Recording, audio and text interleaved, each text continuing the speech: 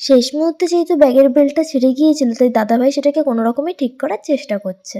ননাই মামার কোলে বসে বসে চিপস খাচ্ছিল। আমি ওর কাছে চিপস চাওয়াতে ওর হাতটা নিয়ে আমার মুখের মধ্যে ভরে দিয়েছিল। হাতে কিন্তু কোনো চিপস ছিল না, ও শুধু আমাকে ওর আঙুলটা দিয়েছিল খেতে।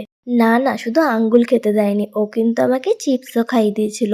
শুধু চিপসটা খাইয়ে দিয়েছিল বললে ভুল হবে, গোটা চিপসের প্যাকেটটাই আমার হাতে ধরিয়ে দিয়েছিল। ভাই, মা, বাবা স্টেশনেই চলে এসেছিল দিদিদের সাথে দেখা করবে বলে।